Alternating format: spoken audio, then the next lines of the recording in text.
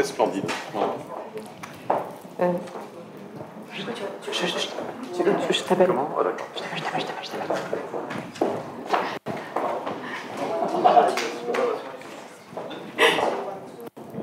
One, two. C'est bon.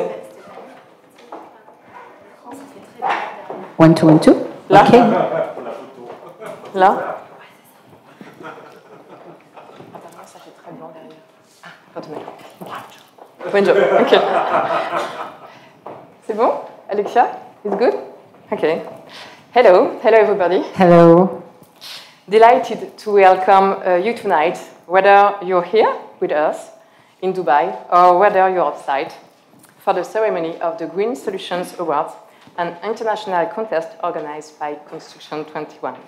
Yes, if the room is full this evening, thank to all of you to be here. Most of you are following us from the live broadcast around the world. We know, for example, that our Chinese, Spanish, and Moroccan friends are connected to Uncover. Okay, I lost my paper, sorry. This is the beginning of the ceremony. So the Moroccan friends are connected to uncover the winners of the Green Solutions Awards. Hi to you. Hi. And we heard our Belgian friends who are not there tonight put a big screen to follow the ceremony, so hello to you too. We are in Dubai, Stephanie, tonight. Yes, we are in Dubai at the heart of the climate discussions held at COP25. The COP is the right place to show, at the international scale, solutions in building, districts, and infrastructure.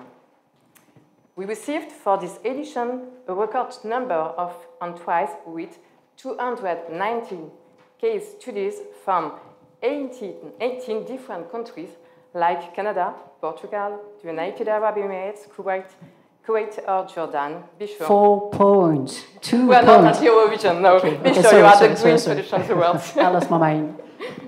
Thank you to all of you for your contributions.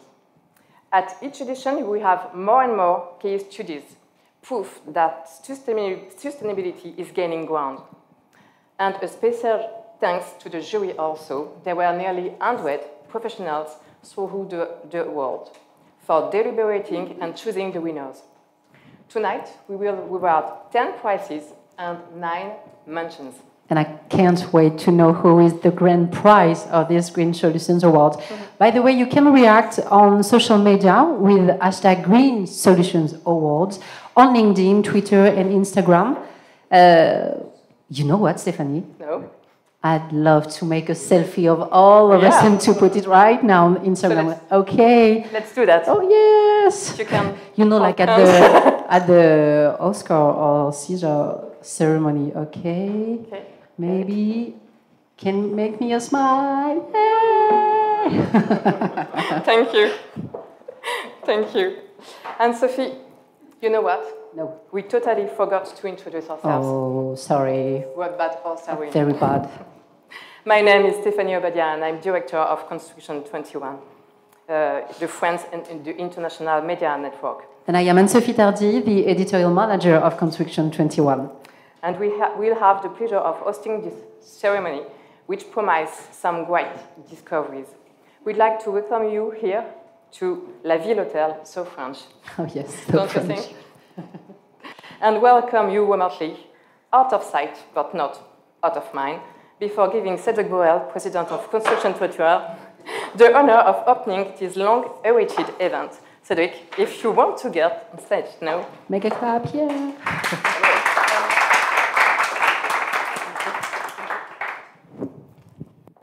Just a few words to congratulate you all, Construction 21 team, to make it possible today at the COP and all the future laureate awardees to be there with us. The journey to 1.5 degrees is hard.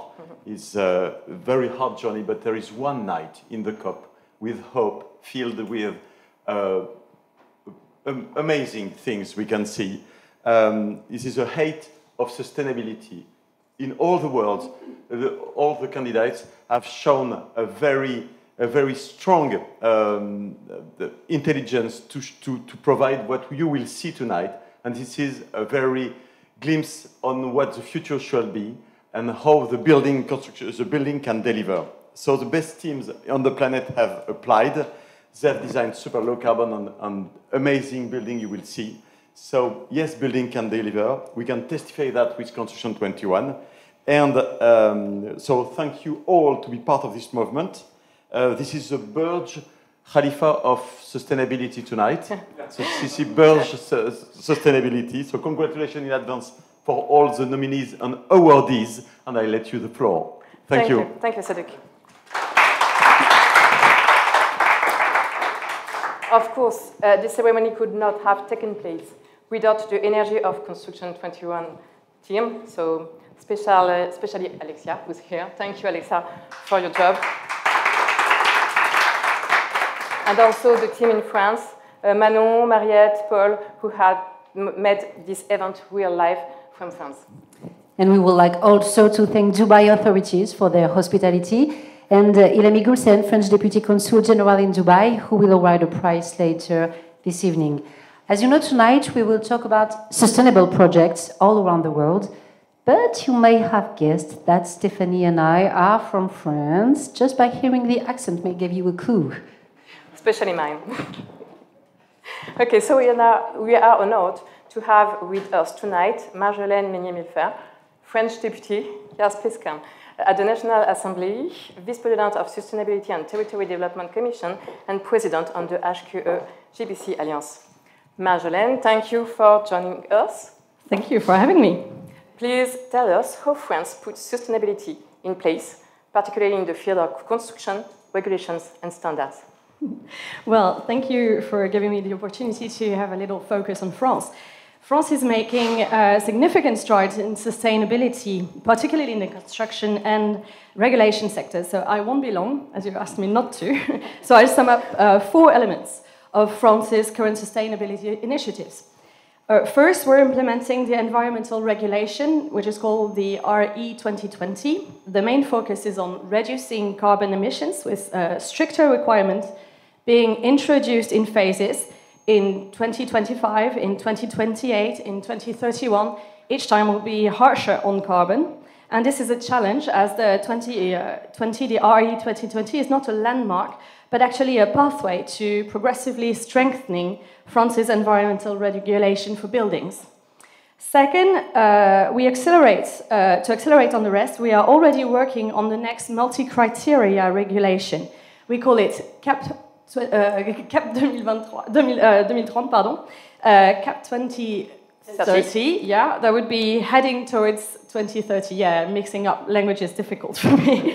This upcoming regulation aims at broader sustainability criteria, including, of course, carbon neutrality still, but also performance measurements, energy and network cooperation, indoor environment quality, sustainable water economy, circular economy, biodiversity, adaptation to climate changes, and also low-tech solutions. So that's also something we are having on the horizon already. Third, what's really rocking the boat in France these days is the zero-net artificialization, ZAN, as we call it in France. We are implementing this in 2 phases. By 2030, we are slowing the rhythm of artificialization by half. And by 2050, we want to be arriving at the objective of zero-net objective. That would be building only as much as we give back to nature. So it's a significant step toward reducing the environmental impact of urbanization by limiting the conversion of natural land into urban or developed land, preserving biodiversity and agricultural land. And 4, we're also in the middle of phasing out energy-inefficient housing. In France, we are progressively banning the rental of energy-inefficient homes, known as thermal thieves. The plan is, again, to tighten the thresholds in stages, G-rated housings by 2025, F by 2028, E by 2034, etc., with the goal of achieving A or B energy ratings in all buildings by 2050. So as you see, in summary, France is deeply committed to ecological planning and has set a target for 2050. We are counting down the number of days that we have remaining and implementing ambitious and sometimes crazy-looking roadmaps towards that goal. Thank you, Marjolaine. Just one more question, maybe. We are in the heart of the COP. How to create more synergy at global scale to accelerate? Just one more. Well, two things maybe. Explaining that we are now hosting regional COPs in France because we know that we can't do it from the national level only, and we have to go into the ground actually and focus the regional and mayors and everyone in those initiatives. And there's nothing like the COP to do that, as you well know. And in the same way, we are launching a very nice event, the International Building and Climate Forum, that will take place in March in Paris, and that will be a key event to creating more synergies at the international level for faster progress in sustainable building and construction. So I hope everyone here will be joining in March and join us for that great event. Yes, sure, thank you. Thank you, Marjolaine. You'll see you later for another mission.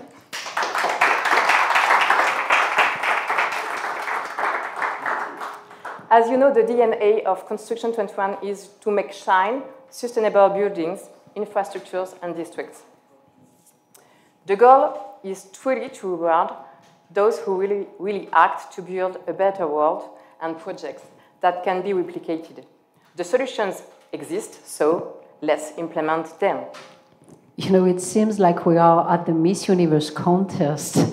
Do you remember when the speaker asked, what is your deepest hope? The world in peace. Yeah. Well, maybe those projects can contribute to some kind of peace, or at least comfort and resilience to people around the world, and that is real. Since the first edition of the Green Solutions Awards, we noted an evolution of the projects from small and marginal examples of sustainable construction to a larger scale projects with more renovation and use cases. This ceremony and this edition of contest will not be without our partners, Aegis, BNP Paribas Real Estate, and CNDB Association for the Wood Industry. Before discovering the winners, we'd like to talk about sustainability in Dubai.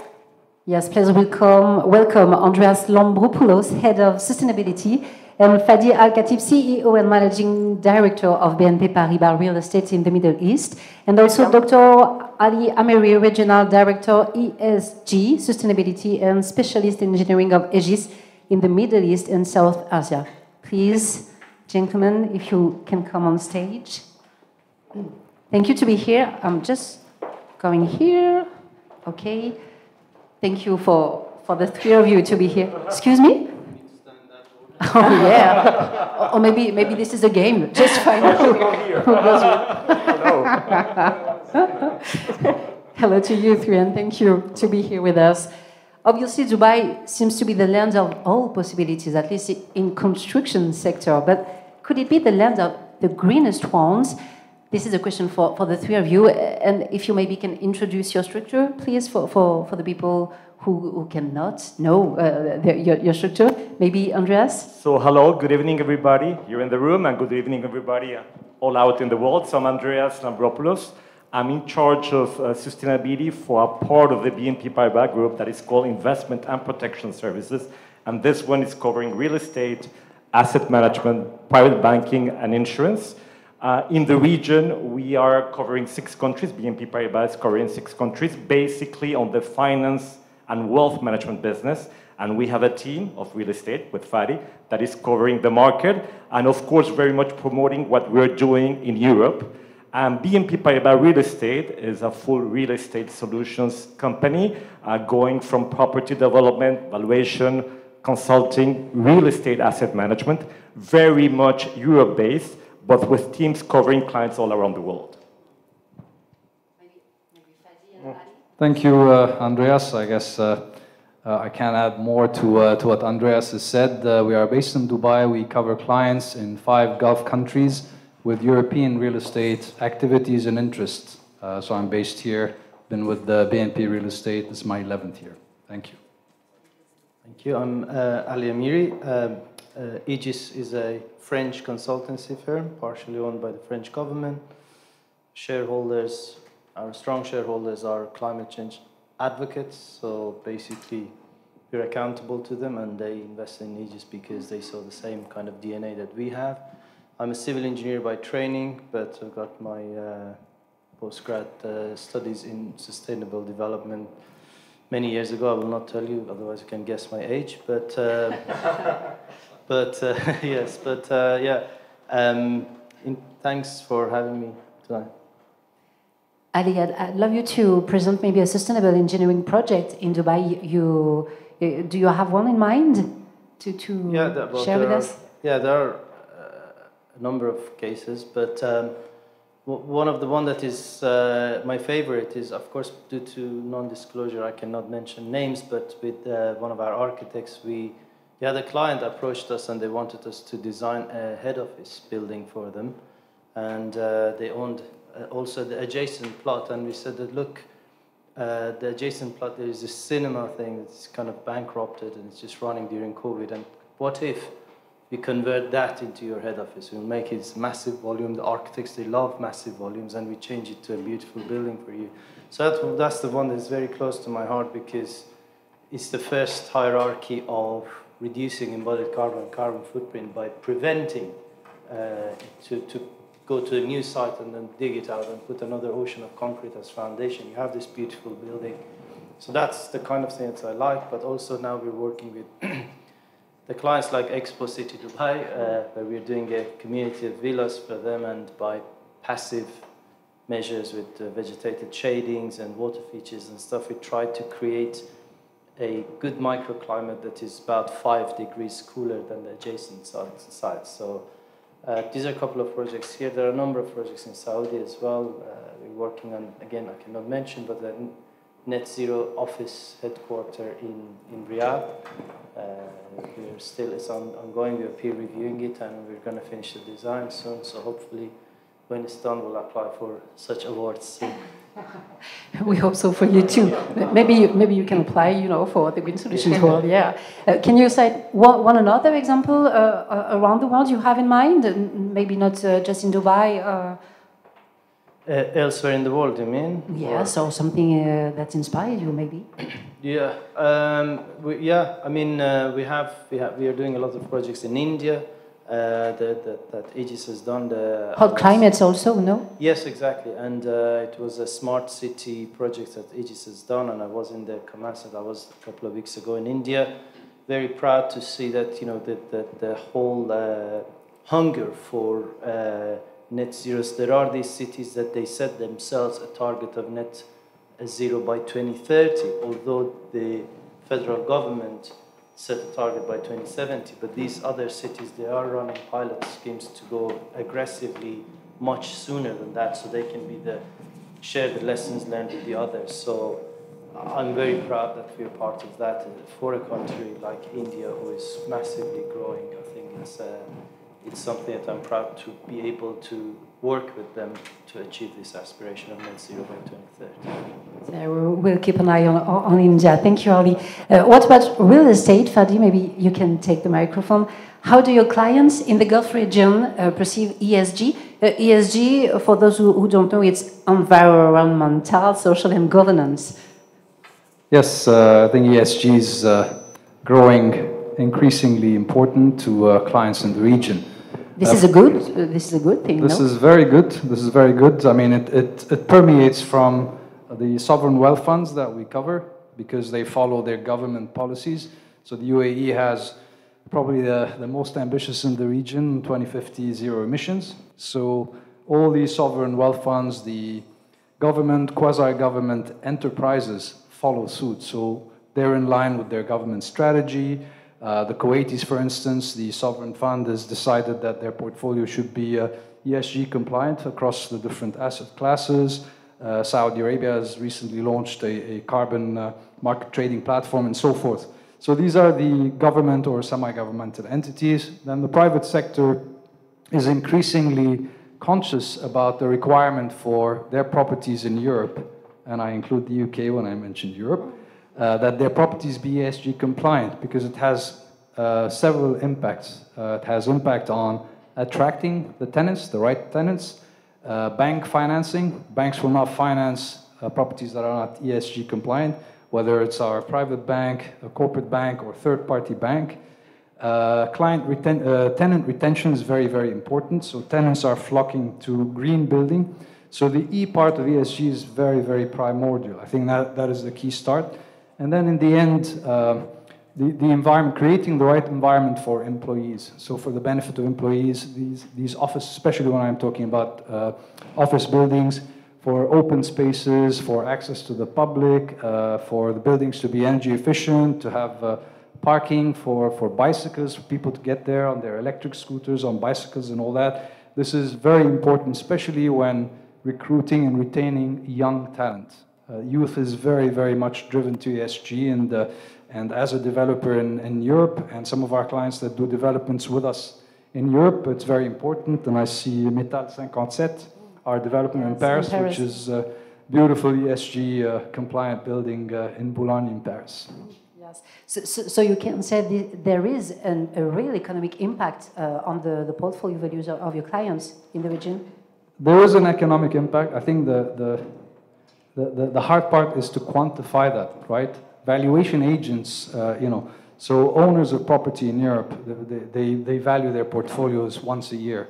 So valuers are applying some sort of discounts to properties that don't have the ESG compliance, or what we call the EPC rating. EPC is the energy certificate, right? And basically, there's a grading in the UK. There's a grading from A to E. So the closer you are to A, the better your property will show. Also, when they're evaluating acquisitions in Europe, they take into consideration the capital expenditures that they need to spend over the horizon of their investment on the building, so that to upgrade it to the ESG standard that will make that investment liquid and financeable. Let's come back to your presence here this evening and to the context of this event. Andreas, Ali, why are you supporting the Green Solutions Awards, and how does this competition align with your challenges, with your strategy? So it is completely aligned with our strategy, by the way. At BNP Paribas, we are embedding ESG, as Fadi said, in all our solutions, financing, investing, but also real estate. And there are 4 themes which are very important for us. The first one is environment and climate. So we're seeing this through the whole chain, and of course for our buildings, that's very important, in line as well with the net zero commitments. By the way, we are part of the net zero alliances in the investment management, insurance, and banking. The second one, which is very important, by the way, becoming more and more important, is natural capital and biodiversity. And this one is becoming one of the major things investors are seeing us, the way a building is discussing, having this conversation with the whole environment. Third, very important as well, is circular economy. I think we'll be talking about this later on today. There is a prize. And of course, at circular economy, real estate is at the heart of construction of what we're doing. So that's major chapter. And I will talk about a fourth one, which is very important as well. Actually, it's answering the S, the social part, the social inclusive part. We're seeing more and more our buildings to be connecting with what's happening in society, neighborhoods, people around, and as well embedding mobility, small mobility, new cities, and the way that it's going. So we don't see anymore a building as being something unique. We see it in the framework of the environment they're living, cities they're living, and trying to find more and more inclusive solutions for society and the people. Hopefully. Ali, maybe you can give a word to us? Sure. One thing that I liked in Expo, the entrance, they put this tagline that hope leads to action, or something like that. Yes. And yes. Exactly. And my hope is in innovation and in transformation of the way we do things. We are working hard. It's easy to, I know the younger generation, they call it blah, blah, but it's really difficult. It's easy to just stand aside and blame politicians and everyone that they're not doing. But it's really, everything is interrelated, everything is connected. To make it change is different, and you need to think innovatively. You need to think to transform the way we design things, we build things, we trade things. And therefore, it's our mandate to support innovation, to hopefully, we don't expect all of this and something like transformational will be invented every week. but we believe that it's our duty to support innovation and research, and especially the younger generation with their new ideas. And I think we'll be seeing, by being involved and supporting this research and innovation, we'll be seeing more fascinating stuff now that the power of artificial intelligence is moved to the next level. So we would like to be pioneers in this, and we are proud that we are supporting this very scheme. So it's our stand. Well, thank you for all of you three. No more blah blah. Maybe we can say that at COP28, you know. And now I'll let you go sit. Don't go too far. Fadi and Ali we will need you later to award prizes.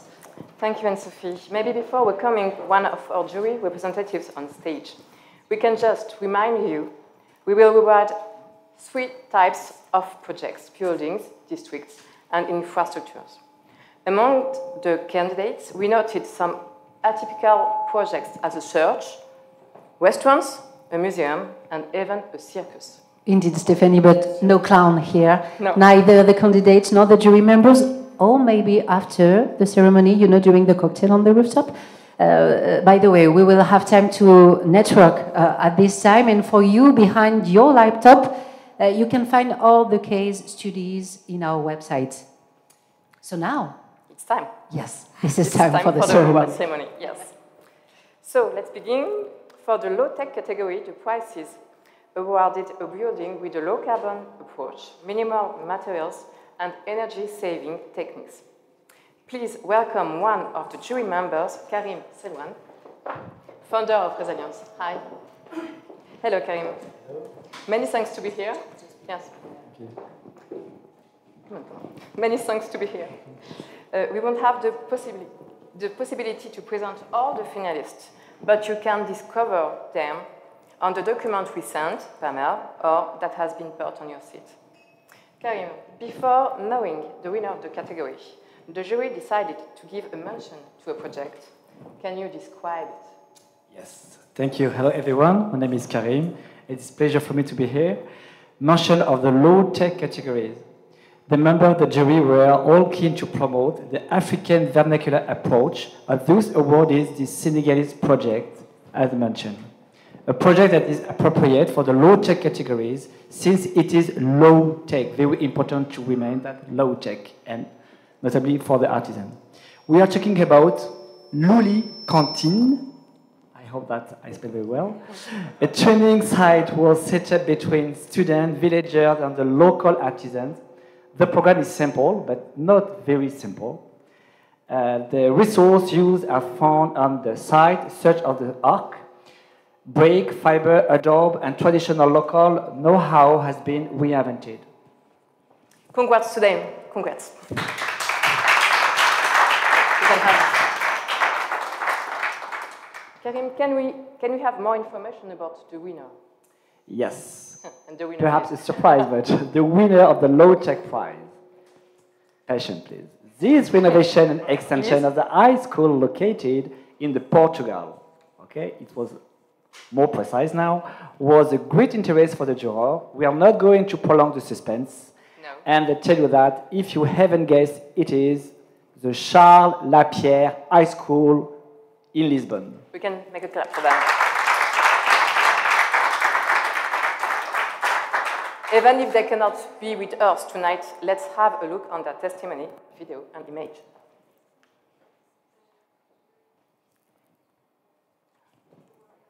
No?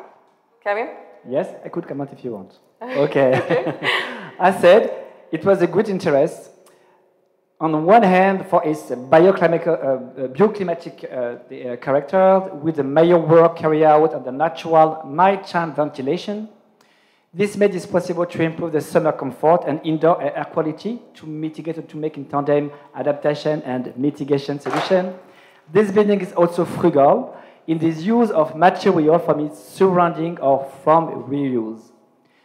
This installation is in crock. The facade of the building is covered by layers, also called stone of Lisbon. And its exterior joinery solar protection are made of wood, You are a lot of capacities, a lot of technological solution with a lot of mitigation and adaptation process, very important for us. In the other one, for raising awareness among users with the implementation of training and the coming guide, finally is the price is not very high of the European projects. It's good project to promote the global approach, including mitigation, adaptation, and the circular economy and efficiency. Thank you. Thank you, Karen. So, the video now.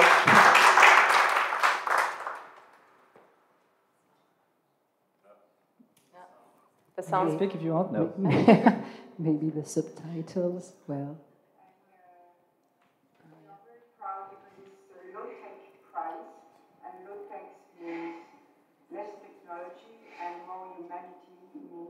Teamwork, and here is our team, Yanis, Bouimar, Zita Fleuret, and Emmanuel Pat. We were the architect from Néon ETC in France, and we want to thank, of course, the AEFE, who is building all these schools around the world, and all our partners in Portugal, Materiarc, and all the partners who did it.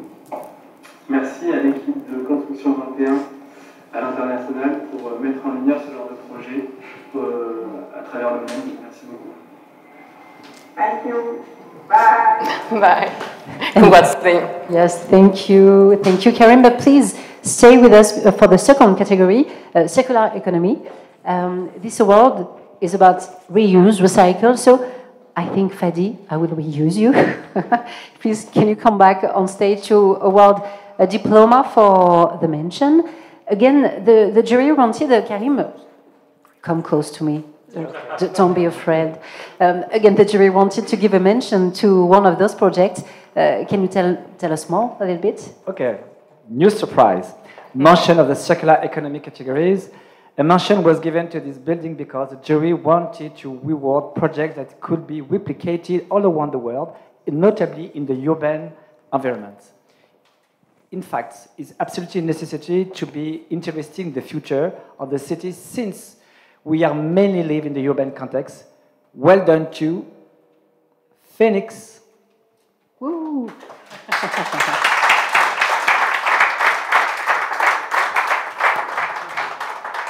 Bravo to you, Amro. Maybe you can just tell us more a little bit about the winner. Of course. And after I will have some questions for you, Amro. First of all, congratulations, Phoenix. Okay, I know that your name is not Phoenix, but your project is called Phoenix. Thank you to this intelligent renovation. Its projects can inspire numerous other projects, not only in Europe and all around the world. I think particularly in Europe and North America, and they make it to give new meaning to building, to offer them a new sustainable life rather than demolishing them.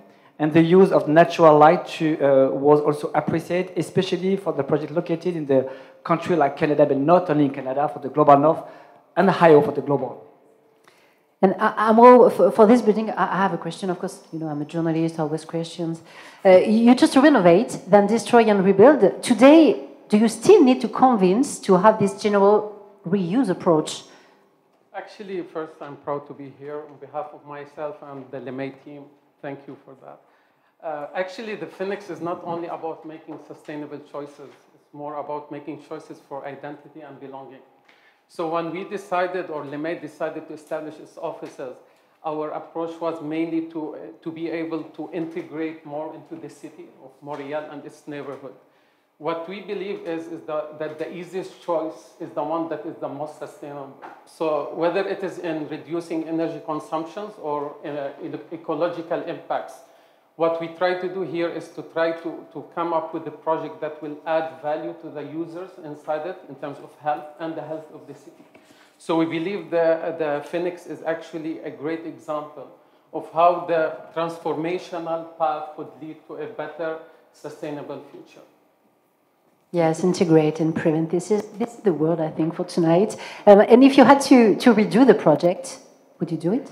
Yeah, I mean, we are so proud of the design and all the strategies behind us. But however, I would say maybe we will revisit the operational aspect, planning of it to better utilize the usage on a day-to-day basis. Thank you very much. Thank you to the three of you. You can go to the photocall first, for the photocall just behind us for a souvenir of this moment. But Karim, your job is not done yet because we also have a winner of this category. Of course. Yes. Let's. No, not encore. Not yet, not yet. You jump in for the winner now. Okay. Okay. Winner of the Circular Economy Prize. Yes. Wood, straw, plaster, lime, ham, clay, phoenix. The material has been carefully chosen to work with the local artisanal fabric or even taken from the farm itself. For this prize, however, it is not so much the quantity of the reused material, the stroke of number of the jury, but whether the overall approach of the project, namely transforming the old Spanish farm into an hotel to avoid its demolition. Congratulations for the Hotel Mas Torre del Marquez. Yes, Oh, yes. Good accent. We're traveling a lot this evening. Thank you very much. And congrats to them. Unfortunately, they can't be there with us, but we can congrats. Thank you very much, Karim. Now you can go to the photocall, maybe with the winner with the mention. And now, Stephanie. No. Yeah, yes. Now, Stephanie. Yes. Let's talk about health and comfort. With our third category, to win the prize, the project must focus on light, indoor air quality, thermal comfort, as well as acoustic. To announce the winner, please welcome our juror, Aurélie Tondu, from the Wallon Union of Architects. Thank you. Hello, Aurélie. Hello, everybody. The jury wanted to give a mention to a project. Yes. Can you introduce it? Yes, of course. Mention was this detached house located in a Rete-cold region in Denmark, which used principles of passive house, complements to fjord view, apart photovoltaic. Yes.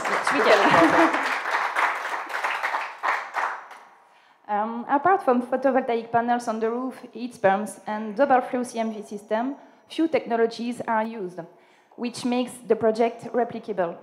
So the jury notes the good orientation of the building to the sun and the absence of an air conditioning system.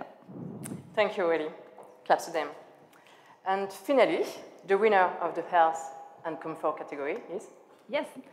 The jury wanted to distinguish a project where air quality is measured. This is the case of the Compagnon du Devoir Training Center in Strasbourg, France.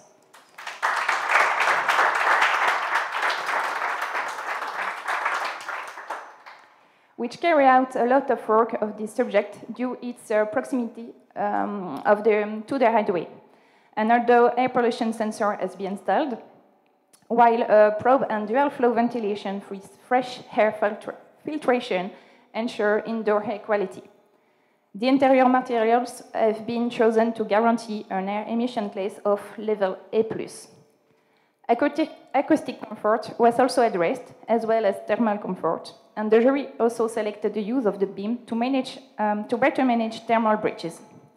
Congratulations to this awarded project, which is a very good example in terms of health and comfort. Thank you, Aurélie.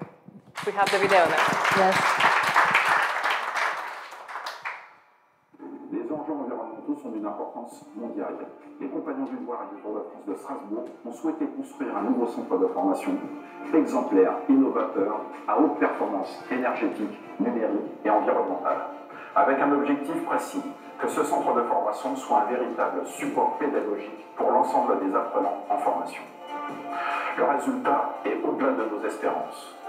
Les compagnons du devoir, l'ensemble des acteurs et les partenaires sont très fiers aujourd'hui de représenter la France lors de la COP28 au Green Solution Award et de mettre en lumière notre centre de formation de Strasbourg des compagnons du devoir. En conclusion, ce n'est que du bonheur. Nous vous souhaitons une très belle cérémonie au Green Solution Award. Thank you very much. Thank you. Happiness. Thank you, Aurélie, and bravo to the winners. Again, more information on our social media and Construction 21 website.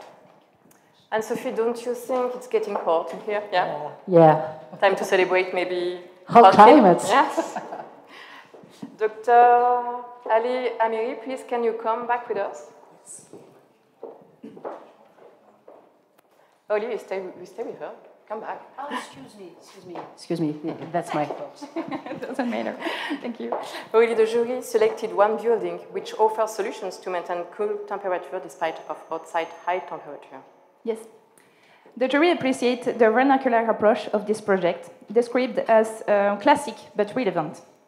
Or Ramhurst, congratulations to Malicounda High School in Senegal.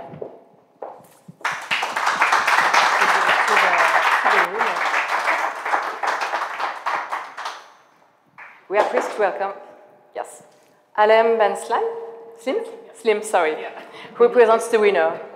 Yes, we can take. You have a lot of stuff, yes. Yes. Alem, we are so glad to have just you with us. It's okay? Yes. Yeah. Can you share your advice or technique to refresh without AC after the pictures? Yes. Yeah. I will give you more. Yeah.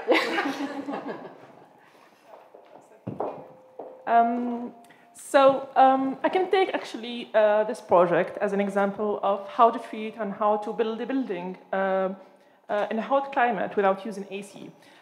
So there is, let's say, there's three main things, which is very critical, let's say, for this project in particular, because it's a school project, high school project, where the internal heat is crucial for the psychological and the learning process. So in the three things that are main for this project are, the first thing is the use of the appropriate construction material. In the case of this project, we have used BTC, which is like compressed brick material that allows actually different things. The first thing is the reducing the humidity in the building. So it's absorb the humidity and then regulate the humidity and allow for like 3 square feet of the BTC allows to absorb 3 gallons of water. And then when the weather is humid, it's absorbed and retained it. And when the weather is dry, it's actually extracted and therefore allowed to have a nice humidity in the room.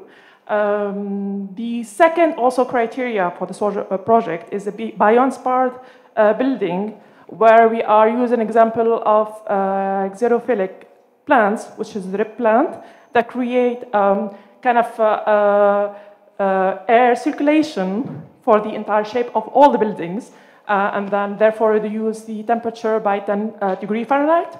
The third criteria is the bioclimate design, where we are using the shape of each building, where we're creating a low and high opening in order to allow for circulation of the air inside, which reduce the temperature by approximately 8 degrees Fahrenheit. So this is the 3 things. Is the nature is our inspiration for this project. Nature is also inspiration. Thank you. If this project had to be done again. To tell you the truth, we think that we achieved a very maximize what we can for this project and for whatever tools that we have in our hand. So no, I think we're good. We're doing the same. Okay, thank you to the 3 of you.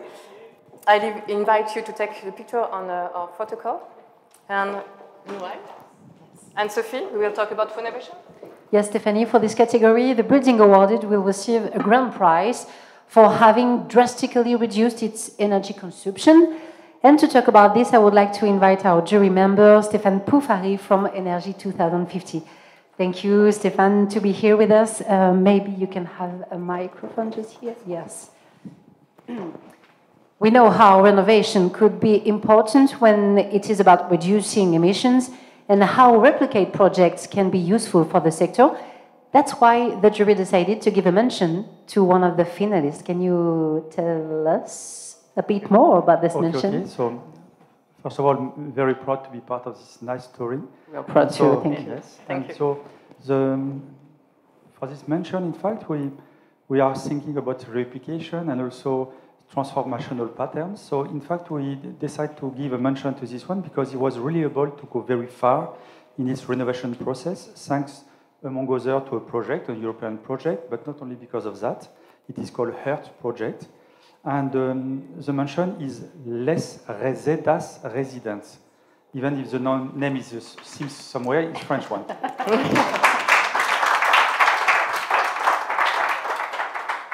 So you need to visit this project because it's very interesting. It jumped from F to B, I think, or something like that. So it really makes sense, and it's a huge, let's say, jump. So they use a HERT toolbox, which was developed within the European project. So the buildings, this toolbox makes the buildings smarter and promotes interaction with users who have integrated into the process of reducing energy consumption.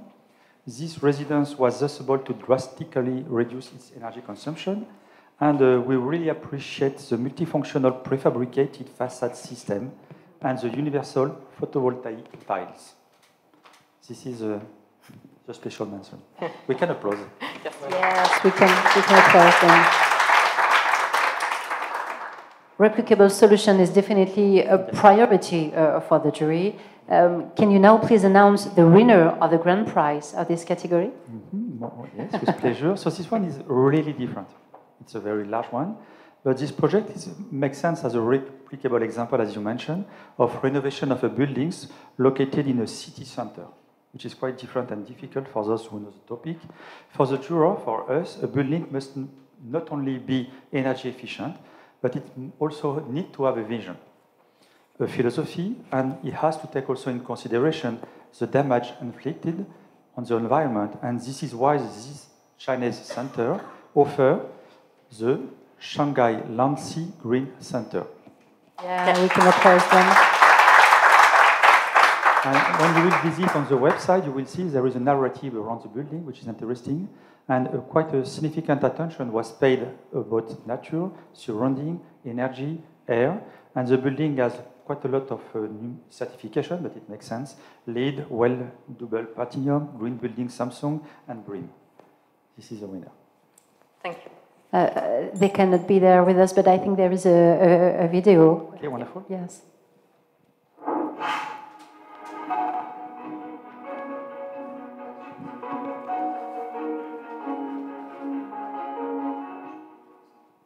朗诗绿色中心是一座旧楼改造项目，同时获得中国新绿建3星、LEED铂金、WELL铂金及英国 Green 4大权威标准认证。朗诗绿色中心冬暖夏凉，空气清新，总体能耗低于上海办公楼均值30%以上。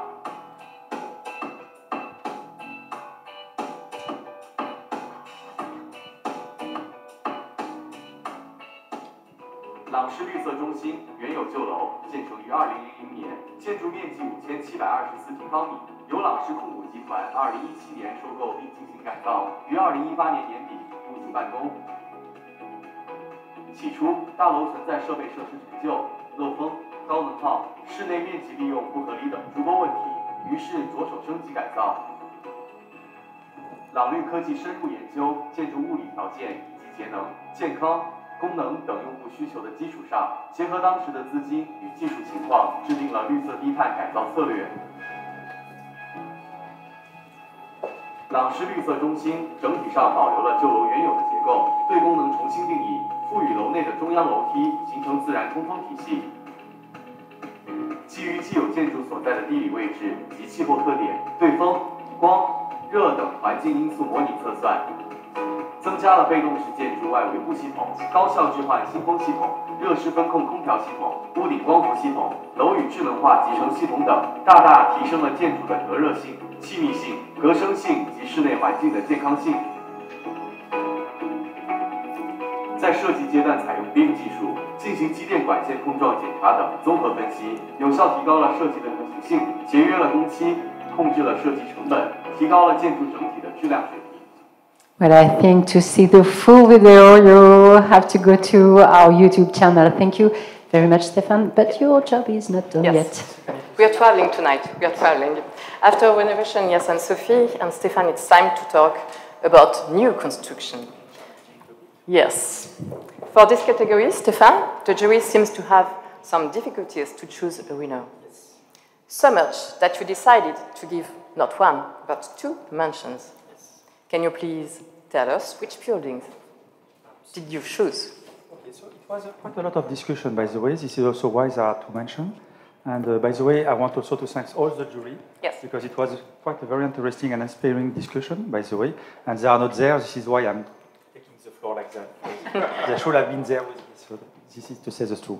So the first one is the architecture of this project located in Germany, called the height of the jury, or height. It proves that a building can be industrial and aesthetic. And the mention go to Al Natura office building. You can discover it.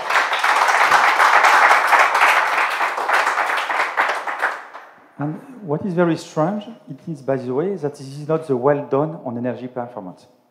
And so this means also building has to deliver something different sometimes. And so it is not the strongest point of the project, but we really think the architectural performance, considering this pleasant environment, was also important for office, considering given the time spent there daily. And we also think about the size of these buildings as a new construction is a 13,500 square meter, which is quite large, and from clay. And for those who know, it is a material which allows, for example, quite a nice regulation on thermal regulation and a very better acoustic. So this is why we decide this one. Thank you. And you Should I go to the second one? Yes, to the second one. So the second one is this time quite really different. So this one we focus on community engagement and in a rural area. This is one of our favorites, by the way. And to say it was, so we decided to give this nomination to the Eco Campus in a rural environment for agronomy students. This one. Absolutely. When I say it's one of my favorites, by the way, this is not really true. We didn't find a building which is absolutely perfect and fit all the criteria. So we decide it's a kind of mix all the time, but it's good to say. But I appreciate the atmosphere and how they have designed the building. So we appreciate the involvement of users in the design of the project because it is not yet widespread enough. But we also appreciate the positive energy building certified with insulation in bio-based material, renewable energy for heating and cooling. And we also appreciate the circular approach of the project, as well as the approach that aims to preserve biodiversity around. So this is why we decide to focus on this one and because it's replicable. That's it. Thank you, Stéphane. And last but not least. So this one, the text is very short, but the project is very interesting. So you will tell us more about the winner of this grand prize. But before, Marjolaine, where are you? Yes. Can you please come back on stage? You might to. Oh yes, you will be the one to. Yes, to award the prize. Welcome. And so, Stéphane, the winner. Yes, the winner. So I will give you a name at the end. So it's a very good project overall. This is clear they are the winner. They tick quite a lot of boxes, and they deliver something which is affordable, which is also important as a new building. So it is an eco-design building which provides the right material in the right place, in the right quantity. So it's a good concept, but it makes sense. And so the prize will go to the Sea Blue building. Yes. You can discover. Please welcome. Yes. Please welcome to the winners. Yes, yes, yes. No, I will move. Yes, yes, come on. So we are so glad all of you came tonight. Before you receive the prize, I will just give you some additional information, or I don't know, after. Okay. There's a lot of you. This is the proof that a winning project is also, and above all, a winning team. So maybe I can give 2-3 words again because we have to prepare our text. And so like that you will have the full picture. So we appreciate the renewable energies, among others solar panels, to be a building, energy positive building. But more than everything, what we appreciate also is the biophilic side. We think it's really innovative and interesting. And so the provision of natural light also was a point we were interested on, and about the window and not only, and also the materials, local and sustainable, which makes sense, and the atmosphere with the wood, which also makes sense for us, and the space, which are open and really friendly. So that's the end of my speech. That's the point to you. Thank you. Natalie, could you share with us your sober recipe to precisely choose the right materials and the right quantity? Yes. Regarding the building, sorry. There is a good recipe to do that. I'm sorry. The good recipe to get that is eco-conception and material optimization. Two major points to be considered for that: the load-bearing materials and the finishing materials. I mean, regarding the load-bearing materials, we studied the building using the right product, as you say, in the right place and the right quantity. And we did not use one single wood building system. We have mixed and combined CLT and pole and beam system, and then that enabled us to make modular building and to use much more less material, right? Another part of it is that the use of wood as a structure, as a direct wall finishing as well, enabled us to avoid to add any other finishing material. And that was all a good point. And Natalie, if you have to do it again? That's a good question. This is the question of the day. Yeah. We talked much about it with Arnaud and the architect Maxime also. And regarding the building itself, we do not change anything. but, there is a but. The company Sea Blue, which is the owner with Arnaud, just improved a lot. And their problem now is that the building is too small. So the only thing is that Arnaud said that he would have liked to previously foreseen it bigger. That's the only point. So do it again. Yeah, do it again. An extension of it. Yes. Okay, continue. All right. And shall I say another point is that the project is not the project of someone. It's really the project of a team. Yeah. And that's really important because regarding sustainability, sustainability is really the point of everyone's. And so that matters a lot for us. Yes, we can see that you're a team. Thank you. Congratulations to all of you. And please strike a pose on the photograph. Thank you.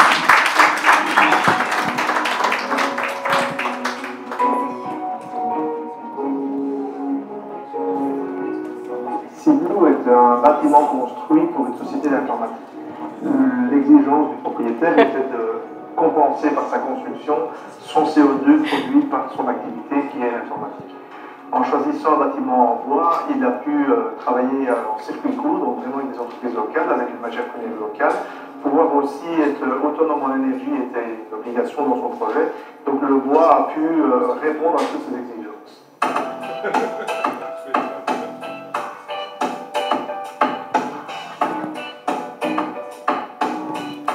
On est parti sur une volumétrie avec un rez-de-chaussée qui fait office de socle, sur lequel on est venu implanter l'étage en débord sur l'ensemble du rez-de-chaussée. Donc comme ça on faisait un peu un effet parasol qui nous a servi pour protéger le bâtiment de la surchauffe. Au niveau intérieur, pas proprement parler, donc on a essayé de trouver des espaces qui étaient modulables, donc le plateau de bureau qui est un grand espace ouvert qui est cloisonné avec des cloisons en bois et du vitrage. Donc on est resté sur une philosophie bois comme l'ensemble de tout le bâtiment. Dans le choix du propriétaire, c'était d'avoir aussi un bâtiment assez performant au niveau circuit court, au niveau utilisation de matières premières locales, avec une utilisation des bois PVC qui sont labellisés aussi bois local. L'entreprise Platinum est basée à plus ou moins 50 km du chantier et la ressource première qu'on utilise au niveau du résidu, du TCR, se trouve plus ou moins à 200 km autour de l'entreprise. Donc ici on a travaillé avec deux systèmes, on a un peu avec un pot-au-poutre et lame-écollé du CLT en porteur. And to watch the full video, you have to go on the YouTube channel. Yes! Now, Stephanie, after rewarding building projects, it is time to go further with districts. The first category awards urban renovation, and this grand prize goes to the most ambitious district scale rehab project. Please welcome back to Aurélie on stage. Thank you very much, Aurélie. Thank you. Aurélie, maybe you can tell us a bit more about the mention. Yes, yes. This project is awarded a mention for the response it provides to the mitigation issue. The energy-sprung approach, although not particularly innovative, opens up perspective on the volume and buildings which it allows to renovate. Congratulations to the rehabilitation of residential area of 160 houses in Waterloo, in France. Yes. Even if there are pavilions, it indeed offers a great potential for massification of renovation, especially a high-speed one. And this short completion time is essential to fight this climate battle. Yes, thank you very much. Aurélie, can you tell us more about the winner of this category? Yes. This small but full of common sense is the jury's favorite. Mirroring the mitigation issue, the urban requalification of the Avenue Kersbeek, Bemt and Verrerie made it possible to respond to the challenge of adapting to climate change thanks to the sponge city concept. The approach has been pushed forward without reinventing the wheel. This low-tech side of a simply well-thought-out operation can inspire many cities. In addition, the management of water-related hazards has been integrated into a systematic, multidisciplinary approach where the issue of urban heat island, biodiversity, security, or soft mobility have been addressed, while creating a social dynamic in a sustainable and livable district. Congratulations to this well-deserved Grand Prize. Yes, we can applaud them. And I think we have a video too.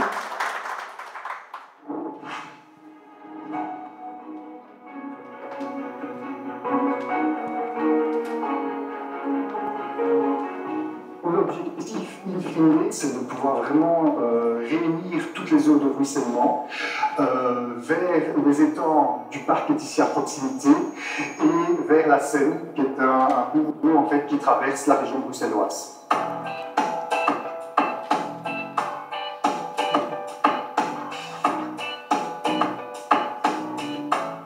Le projet donc, est situé dans la commune de Forêt, qui est située dans le sud de Bruxelles. Et donc, il y a des contraintes sur le site.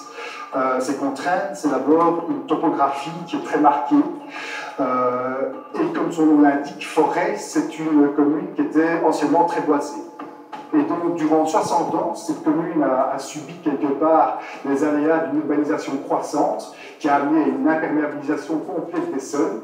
Et donc, le réseau d'égouttage s'est retrouvé fortement saturé et a amené à des inondations qui ont été de plus en plus récurrentes. Et la commune a décidé de mener un projet pilote, qui est ce projet-ci. Il y a toute une problématique relative à la gestion des inondations liées à ces eaux de ruissellement. Le principe consiste notamment à récupérer les eaux dans des fosses comme celle-ci. Ici, on a affaire à un jardin de pluie avec une ouverture en point haut et une ouverture en point bas. Donc, c'est un volume qui a été pensé pour pouvoir donc, stocker une certaine quantité d'eau. Et ensuite, les eaux vont s'évacuer vers un dispositif de drainage, s'orienter notamment vers les fosses d'arbres.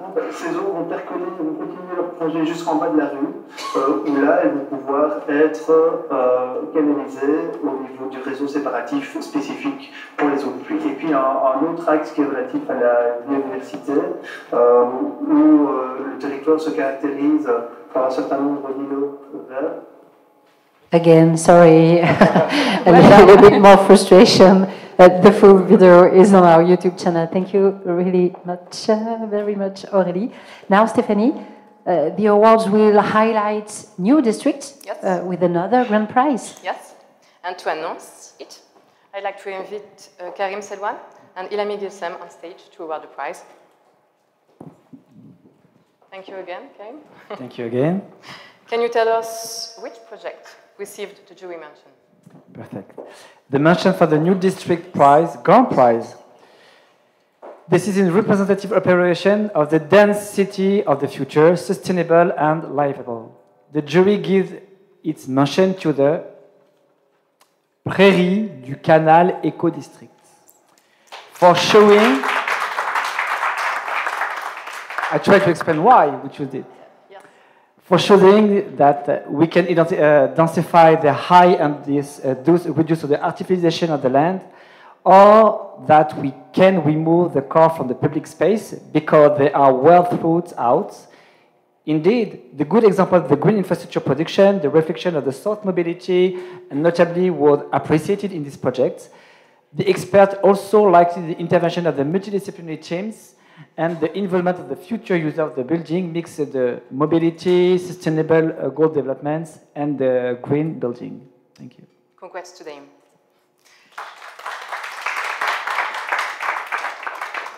Karim, can you talk now about the project, the jury?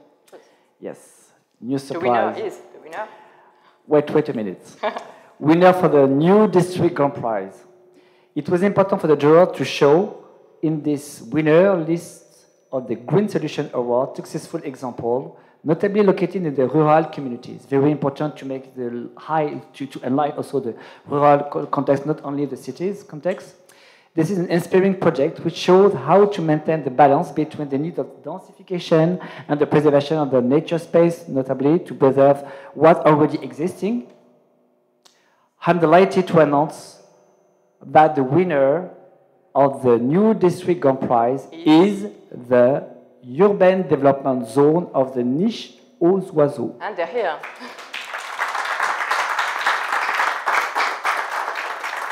Before the video. And why? It was clear that the environment must not be damaged, that the future must be protected, notably for the building sector, the construction sector, in fact. A partnership was set up with the French League of the Protection of the World, integrated from the start into the design of a new district. It's very good balance to mix the preservation of the nature, including the nature-based solution inside your project, and also to preserve the patrimonial asset and the building. Very good appreciation. That's what we prefer to choose your project. And the juror appreciates the contribution of the wooden prefabrication, a project that does good, or does wood, as you want. Congratulations again.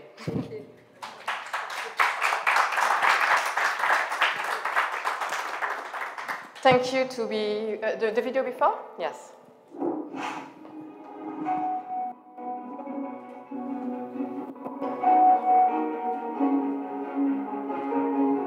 Le quartier de Niche aux Oiseaux est situé à l'Archipel-Foireau, en Bretagne. Il a été initié en 2005. C'est un quartier novateur d'un point de vue urbanistique, d'un point de vue social, d'un point de vue environnemental.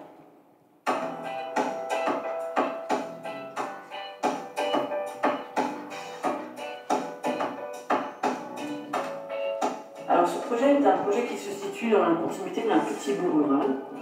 Et l'idée était de réaliser, dans un contexte particulier, celui justement d'un cadre paysager fantastique, une densité plus importante que celle qu'on pratiquait dans les autres quartiers jusqu'à cette époque. Ce quartier s'inscrit véritablement dans une dynamique de préservation de la biodiversité et de la nature. Et comme élément essentiel de composition du projet, tous les crânes bocagés existants, les arbres isolés existants. Pas un arbre a été abattu sur le quartier, tout a été préservé. Le bâti s'est vraiment installé dans ce qu'on a appelé des champs bocagés, c'est-à-dire des îlots, des champs entourés de haies, et à une bonne distance de ces arbres pour les préserver. Ensuite, on a dessiné tout le projet en composant principalement ou prioritairement, on va dire, toute la desserte piétonne et vélo du quartier. La voiture a plutôt été mise à l'écart parce que très facilement, à pied, à vélo, on peut rejoindre le bourg, le bus en quelques minutes.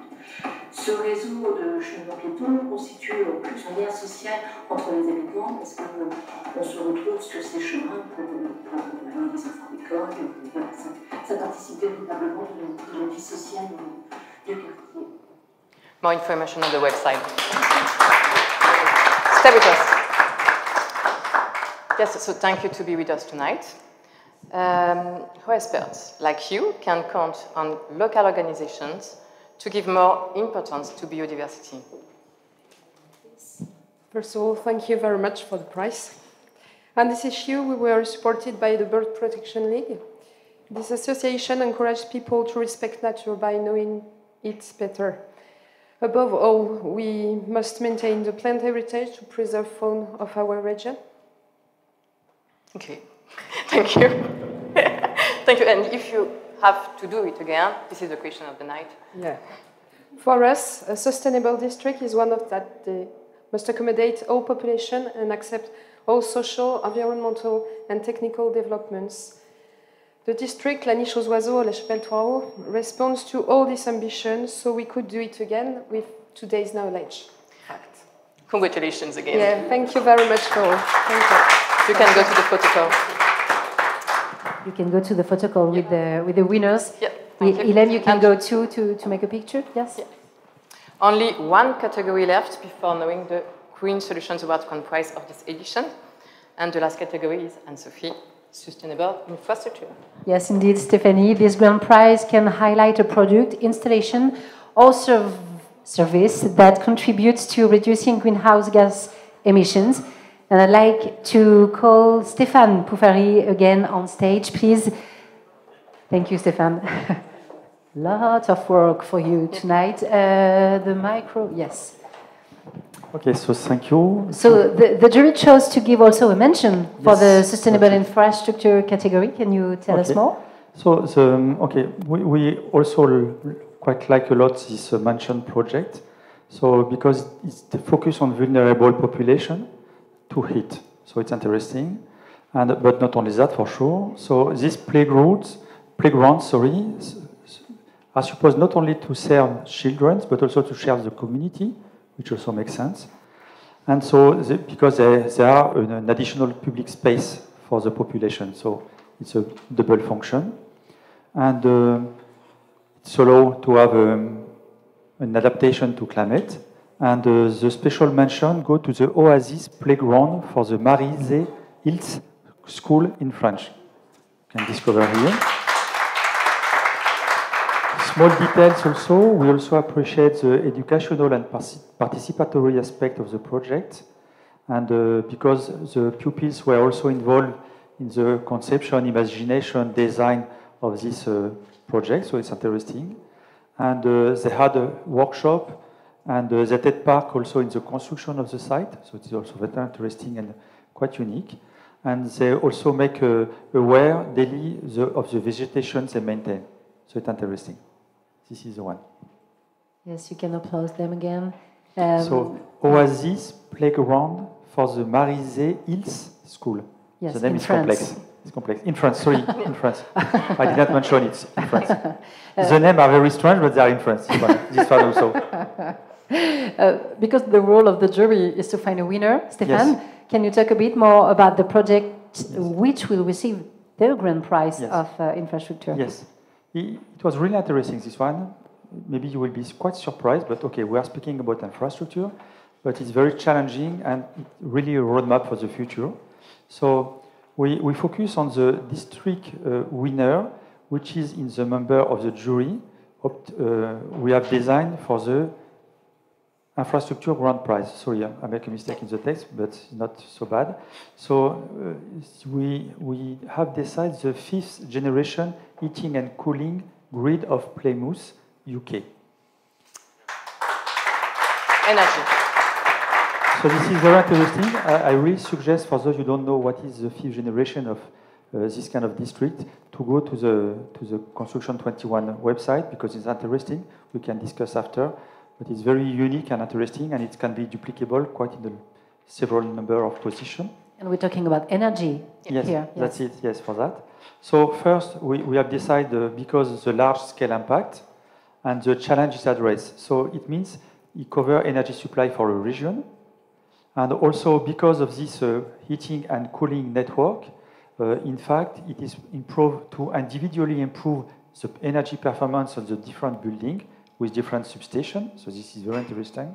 And it will be almost impossible to achieve the same results if you consider building per building in the same area, in fact.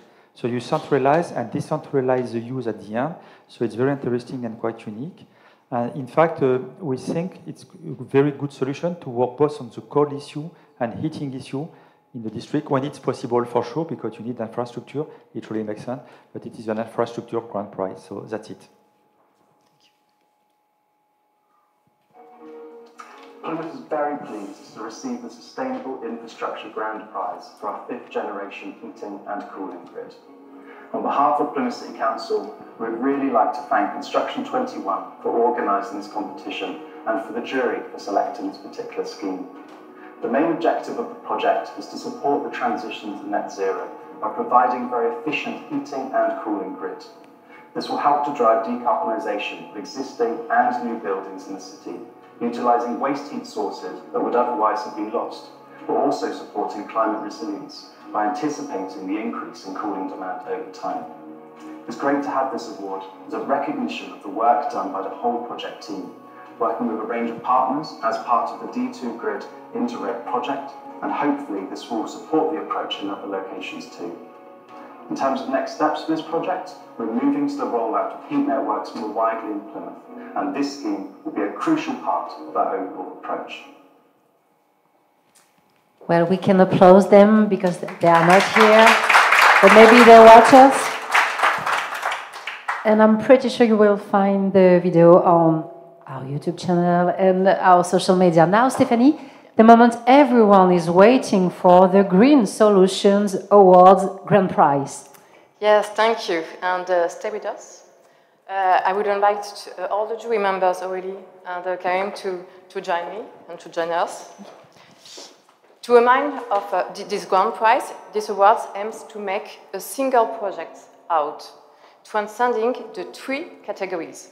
It can be either a building, or a district, or an infrastructure.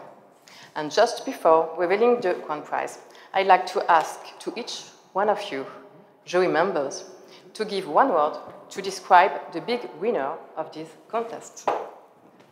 Aurélie? One word. One word. Energy. One word. Okay, for me it will be replicability. I'm sorry for that. Communities. So maybe you guessed it. Thank you. And no, drum roll. We have the drum roll.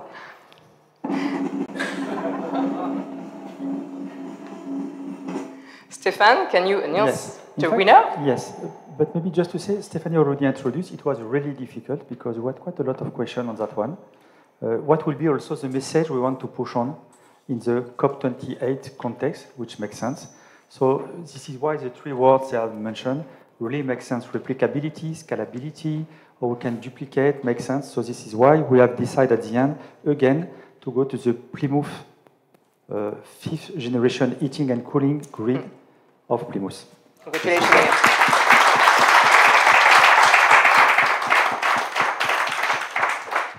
A double prize for this project. Yes. Now let's watch the full video. Yes. Yes? I think I will not repeat the text because, by the way, it really makes sense. And I really think it's obvious so far. We understand it. It's okay.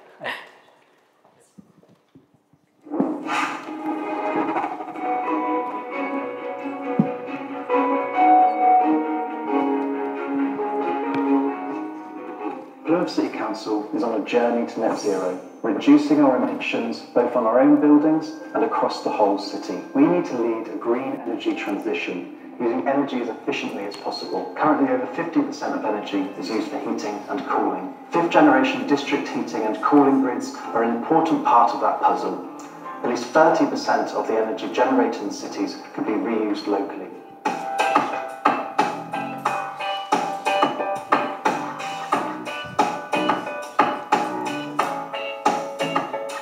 Plymouth City Council has been developing a scheme in Mill Bay designed to work with these principles, facilitating an energy exchange. Waste heat from cooling, which is normally rejected to the atmosphere, can be shared with other buildings. This reduces the overall energy demand significantly. Low temperature demand is matched with low temperature supply as much as possible. The low temperature network also acts as a balancing grid and thermal store. Additional thermal storage can provide inter-seasonal storage. If we add solar into the mix, as we have done with our own building at Ballon's House, this further localises the energy mix to supply the heat pumps at each connection. Not only does this approach allow surplus energy to be shared by utilising waste heat sources, it also offers resilience to climate change, anticipating the increase in cooling demand over time. In fact, by efficiently removing heat from the atmosphere, rather than rejecting heat into the air through air conditioning, it helps to reduce the impact of urban heat. This prevents heat islands in cities from occurring.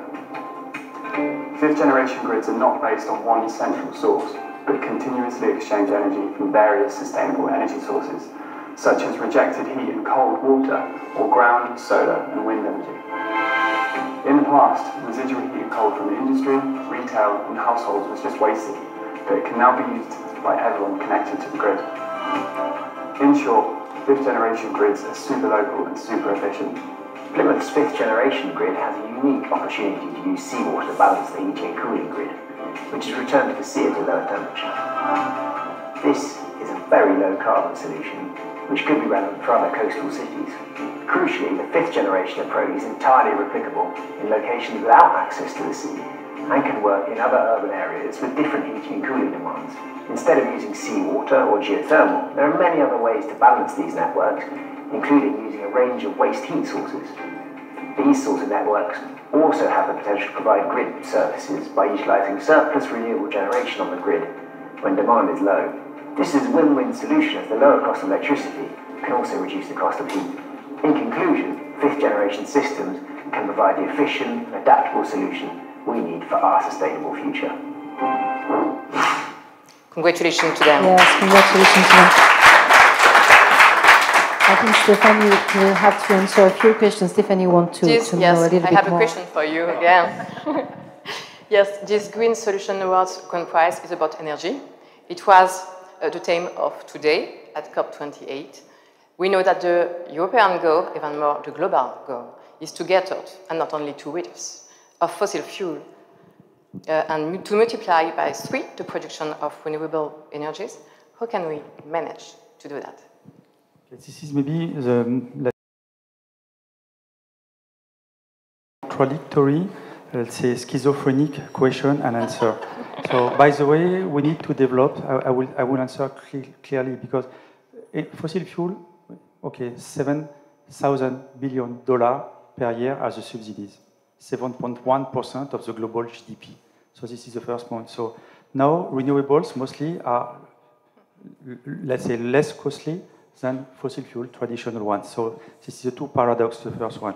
And now we invest more in renewables per year than in fossil fuel, but despite that, we have such a huge amount of fossil fuel in reserve that we are facing a kind of schizophrenic point, because we will need to live to go to this goal almost 85 or 90% in the ground. So can you imagine the challenge? And here we are not negotiating on fossil, we are not negotiating on energy, we are doing negotiation. We are not negotiating because it is not the mandate of the COP and even the Secretariat to discuss on that point. So to answer your question, what do we need to do to be concrete? We push solution. We push solution to decrease the cost and to just demonstrate this is evident. We have technological, we have environmental, social solution, we are cost effective and which really make sense. So we don't have any option. We can struggle to discuss with these guys to say, okay, are we going to phase out, to decrease, to blah, blah. It will take decades, and frankly speaking, we don't care. Why? Because these guys will still produce. So do not forget what is our target. Our target is to put in place appropriate scheme to scale up. And we need to focus on different type of stakeholders, to be very short, with government, putting in place the good frameworks, with all the private stakeholders, but they need also to have constraint, to have carrots, and to have penalties. And we need also at the end to have consumer. And consumer, it's also a key point, not only because they buy something, but at the end because what they decide to look for will create part of the future. So putting this kind of pressure on the market makes sense about energy. And again, we have scenarios since decades to have 100% renewable scenarios. From IPCC now, but even in 2011, we have produced the first IPCC report on renewables. This is really credible. So to answer and to close it, this is really achievable, feasible, but don't spend time to discuss the word, phase out, decrease. We are discussing that since the beginning. The first report on the Club of Rome, we were already discussing on wording. And since that time, we all the times use the fine-tune of the wording. So COP here is just to provide and to be positive, because and I will conclude on that one. We don't care the outcome. What is very important is multilateralism, is to have a metrics, is to have a framework for transparency, and to have redevability. That's it. So otherwise, we build, let's say, national, local governments involvement and private involvement. And I really think it's feasible. And my perspective is really to keep that, because at one time, the system will just bascule. And as soon as we will bascule, it will be a huge, huge, huge market development. That's it, to be really positive. Thank you for your positive message. Thank you very much. So thank you a lot for being with us tonight, here and online. After the energy efficiency, now the energy effervescence? Yes. A bit more of France. In Dubai, as one will be served in a few minutes at the rooftop of the hotel. And for those who follow us online, let's meet on our website, construction21.org, on LinkedIn, Instagram, and Twitter. And of course, all the videos will be watched, or can be watched, on our YouTube channel.